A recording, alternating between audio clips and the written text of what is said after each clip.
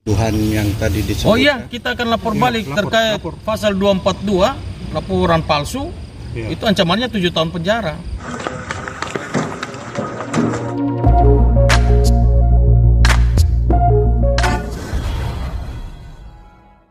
Yuk.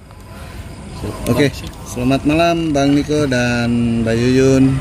Agenda malam ini di Polres Metro Tangerang Kota terkait apa kalau boleh tahu? Ya, selamat sore rekan-rekan wartawan.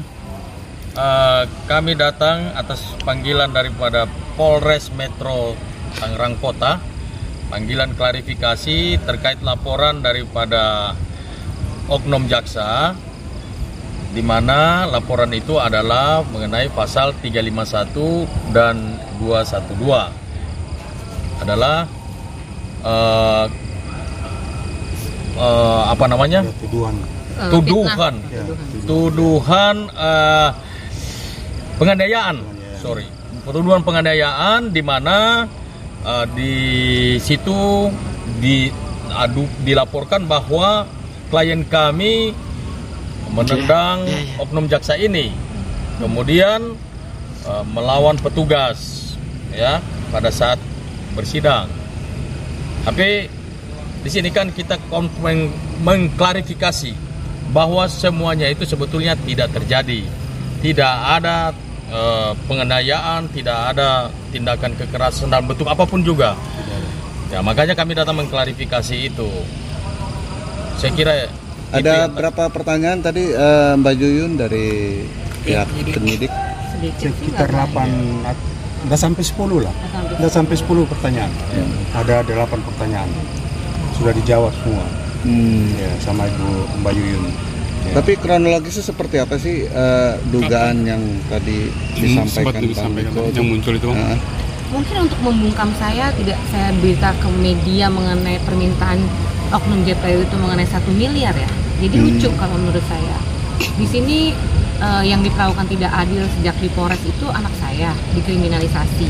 Kemudian di tingkat JPU pun saya diperas dan diancam. Kemudian saya yang sedang membela keadilan dan untuk anak saya, tapi saya malah dilaporkan. Ya silakan menilai sendiri aja. Tapi peristiwa itu tidak ada ya? Tidak ada. Tapi sempat ada terjadi gesekan mungkin peristiwa itu pas dalam persidangan yang dilaporkan oleh oknum itu? Pada saat persidangan, anak saya dibentak oleh oknum jaksa, Ana Hertati Marbun itu tidak diberi kesempatan untuk bicara. Setiap mau bicara diselak terus gitu kan. Terus saya sebagai seorang ibu, saya pun ingin didengar gitu ya, bahwa anak saya itu tidak melakukan apa yang disangkakan. Kemudian pelapor itu yang justru pembuat harusnya kan diproses.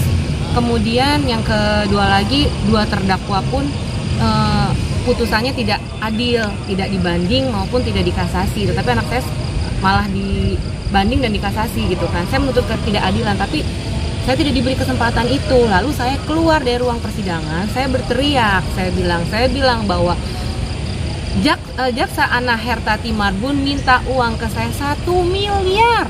Saya bilang gitu. Saya mohon yang mulia hakim agar memutus perkara ini dengan seadil-adilnya. Saya bilang gitu. Jadi saya bersuara untuk didengar gitu loh, bahwa anak saya ini ditindas gitu loh oleh oknum-oknum. Jadi saya mohon keadilan, dengarkan suara hati saya gitu loh, itu gitu. Jadi gini loh, yang menjadi keberatan daripada Mbak Yuyun ini adalah anaknya menurut Undang-Undang ITE pasal 45 itu barang siapa yang menyebarluaskan, mentransmisikan dan dapat diaksesnya sesuatu ya oleh orang lain. Nah, anaknya tidak pernah menyebarluaskan video porno ini atau foto-foto porno ini. Tetapi lucunya anaknya dituntut 1 tahun 6 bulan, tetapi yang menyebarkan justru dituntut 7 bulan. Lalu diputus 3 bulan. Tidak dibanding. Sementara Mbak Yuyun anaknya putus 1 tahun, tuntut 1 tahun 6 bulan, putus 1 tahun, jaksa banding, bahkan sampai ke kasasi. Ini jadi itulah tadi sekalian beliau juga curhat ke penyidik, dan penyidiknya sangat luar biasa. Penyidiknya kami hormati, sangat-sangat profesional. Luar biasa. Oke Bang, terkait pengaduan ke kemarin Jamuas. beberapa waktu lalu ke Kejaksaan Agung, sudah ada informasi perkembangannya seperti apa? Itu biasanya 1 minggu ya, 1 minggu kita berikan laporan, biasa ada informasi untuk kemungkinan bahwa saudara atau oknum jaksa tersebut akan segera dipanggil untuk diperiksa. Biasa ada laporan itu. Nanti 1 minggu. Ada informasinya.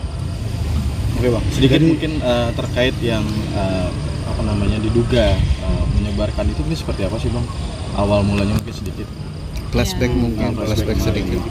Ya awal mulanya itu ya sebenarnya kalau dilihat dari pelapor ini justru adalah pembuat video asusilanya sendiri, kemudian diposting ke TikTok pribadinya sendiri gitu, dengan menggunakan seragam sekolahnya dia di BINUS Serpong. Lalu si pelapor ini dikeluarkan dari sekolah gitu, tapi diduga anak saya yang menyebarkan gitu kan. Nah itu kan harusnya kesalahan dia sendiri, dan harusnya dari pihak Polres maupun jaksa harusnya kan melihat itu. Justru yang harus diproses itu kan si pelapornya gitu loh, itu kenapa anak saya gitu loh, kenapa sampai akhirnya datang oknum yang 15 orang itu kan lokus pun berbeda, yang tadinya di BSD kemudian bisa di Polres Bandara Suta, kok bisa, ini kan udah catat administratif semua gitu, ini gitu loh, sampai akhirnya di pihak kejaksaan itu juga sama gitu, ternyata kan saya nggak tahu lah, mungkin diduga udah paketan gitu untuk mengorbankan anak saya. Jadi begini, sehubungan dengan klarifikasi tadi itu, ada satu pertanyaan dari penyidik yang menjurus kepada kemungkinan menggali informasi apakah betul Mbak Yuyun ini sebagai pelaku, ya kan, pelaku penendangan gitu ya, penganiayaan yang dituduh pasal 351 tadi, ya kan. Tapi semuanya itu sudah dijawab oleh Mbak Yuyun, ya. Itu tidak pernah terjadi, tidak pernah terjadi kejadian tendang menendang atau pukul memukul atau apa namanya lah, ya atau penganiayaan tidak pernah terjadi. Tetapi tidak tahu, katanya ada visum, informasinya begitu. Tapi visum itu apakah benar atau enggak, kita walah-walah, kita tidak tahu. Ya, dari mana datang lukanya itu? Katanya ada luka di kaki ya. Bisa jadi gigit nyamuk, gatal, garuk, luka ya, bisa jadi visum kan. Lalu ada visum katanya.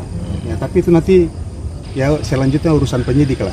Ya kan, tapi yang jelas kita pertahankan klaim kita tidak pernah melakukan penganiayaan atau tendang menendang, itu tidak ada.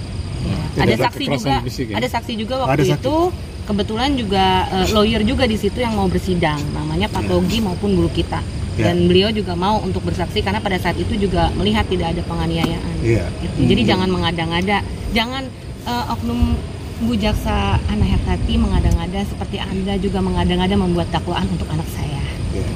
Apakah akan rencana mau melapor balik karena ada tuduhan yang tadi disebut? Oh iya, kita akan lapor balik terkait pasal 242 laporan palsu. Itu ancamannya 7 tahun penjara. Jadi kami akan buat laporan balik nanti di Polda Metro Jaya, memberikan keterangan palsu. Sama yang pelapornya juga ya Bang? Ya, pelapornya pasti kita akan laporkan. Lagi disiapkan atau bagaimana Bang? Ya, setelah nanti kita pulang dari Bali dulu. Saya besok berangkat ke Bali dengan rombongan Peggy Setiawan, mau berlibur dulu. Setelah itu balik dari sana baru kami hari Senin. Kami juga akan melaporkan Ayep juga. Jadi setelah Ayep baru hari Selasa laporan terhadap oknum jaksa ini dan juga pelapor pornografi ini. Oke Mbak, mungkin atas dasar apa sih Mbak anak Mbak itu bisa disahkan sebagai penyebar sendiri? Bagaimana? Atas dasar apa mungkin bisa dasarnya? Oh dasarnya. Kenapa, ada hubungan apa, mungkin seperti apa Mbak? Mungkin karena pernah ditolak kali ya. Jadi si pelapor itu sering mengirimkan video asusila ke anak saya tapi ditolak. Nah itu waktu pada BAP di persidangan itu yang tidak dibuka di persidangan. Banyak sekali kejanggalan-kejanggalan pada waktu itu. Maaf kalau boleh tahu ada yang hilang, yaitu jadi waktu anak saya si pelapor itu mengirimkan video kemudian ditolak dengan anak saya. Nah BAP itu dihilangkan pada waktu di persidangan. Itu. Maaf kalau boleh tahu pelapornya ini jenis kelamin laki-laki atau perempuan? Perempuan. Jadi dulunya memang dia itu mantan pacar anak saya, tapi yang sudah putus setahun yang lalu. Memang LDRan, dia di Binus Serpong, anak saya kan di SMA 1 Cirebon. 2 tahun pacaran hanya ketemu tiga kali, gitu ya. Kemudian setelah berjalan, ternyata si pelapor ini memiliki aplikasi dating apps dan friend with benefit. Mungkin tahu kan kalau friend with benefit itu kan adalah berhubungan tanpa status tapi saling memuaskan hasrat seksual. Itu dengan pacar selingkuhannya. Nah, namanya orang pacaran, tukeran kan pin Instagram. Akhirnya anak saya melihat ternyata si pelapor ini mengirimkannya bukan hanya ke anak saya, tetapi mengirimkan ke pacar FBB-nya gitu loh.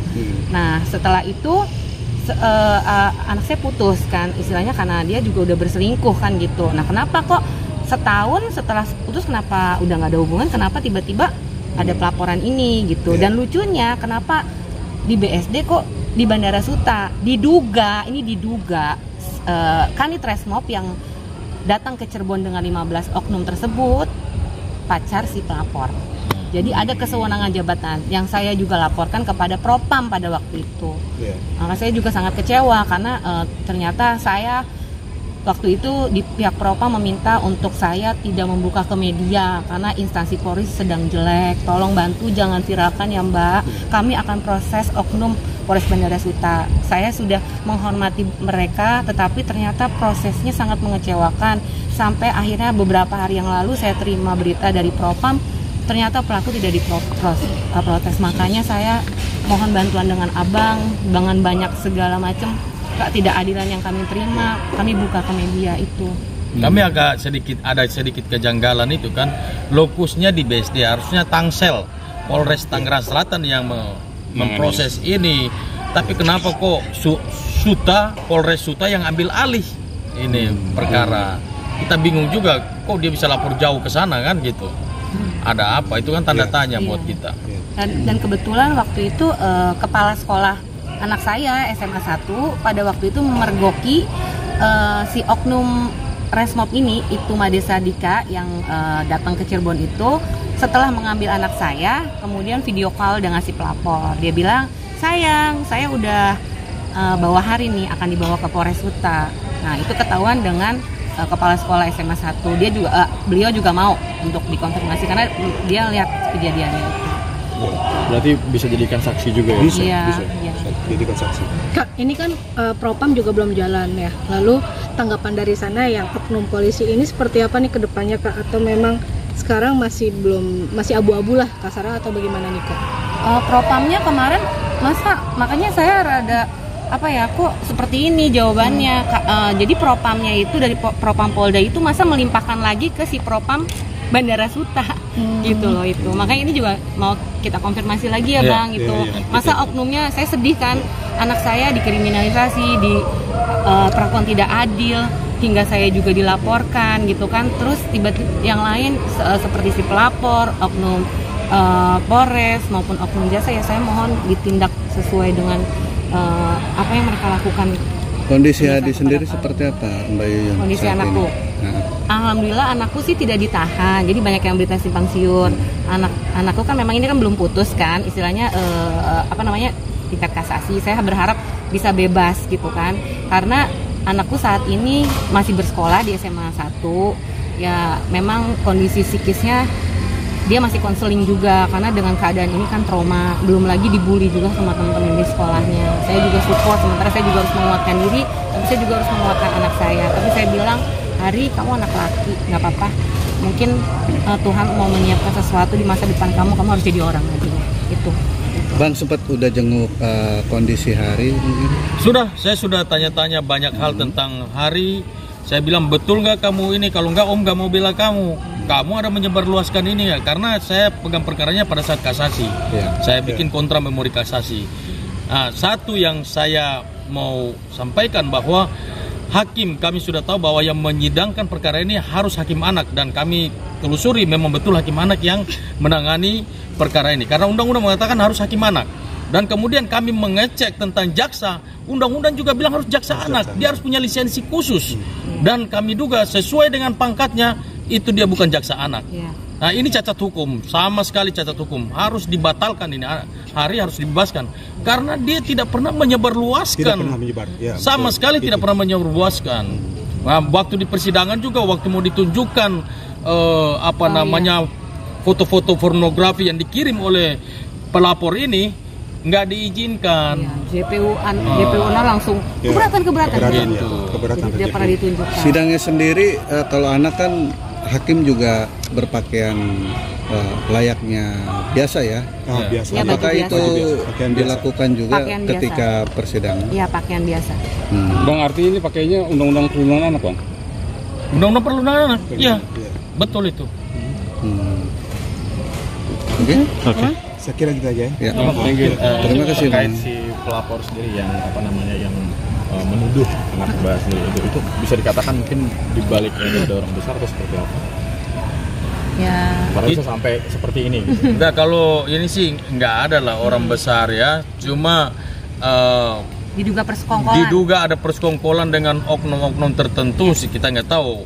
Ya, pasti kalau dia berani lapor itu kan pasti ada oknum-oknum yang sebagai intelektualnya yang menyeting semuanya ini sehingga dia, dan lapornya juga aneh, harusnya dia lapor di Polres Tangerang Selatan, kenapa dia lapor di Bandar. Polres Soekarno-Hatta, ya gitu. Itu aja udah batal harusnya.